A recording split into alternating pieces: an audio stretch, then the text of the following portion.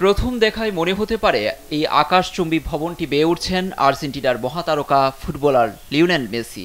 কিছুক্ষণ পরই জানা যায় মেসি নয়, মার্সিন বেনোয়াট নামের ওই যুবক ৩০ তলা ভবনটি বেয়ে ওঠার চেষ্টা করেন। মঙ্গলবার আর্জেন্টিনার বুয়েন্স আয়ার্সে এমনই দৃশ্য দেখা যায়। এমন কাণ্ডে হইচই ফেলে দিয়েছে আশপাশে।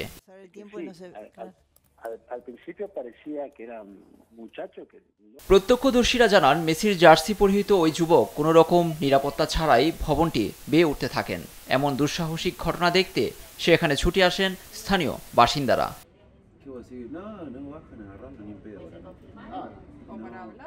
তবে খবর পেয়েই ঘটনাস্থলে দ্রুত ছুটে যায় পুলিশ। নামিয়ে আনা হয় ওই যুবককে। এ ধরনের ঘটনায় তার বিরুদ্ধে কঠোর ব্যবস্থা নেওয়া হচ্ছে বলে জানিয়েছে স্থানীয় প্রশাসন। ভবন বেয়ে ওঠার ভিডিও ছড়িয়ে পড়েছে সামাজিক মাধ্যমে। মিশ্র প্রতিক্রিয়া দেখা গেছে সাধারণ মানুষের মাঝেও।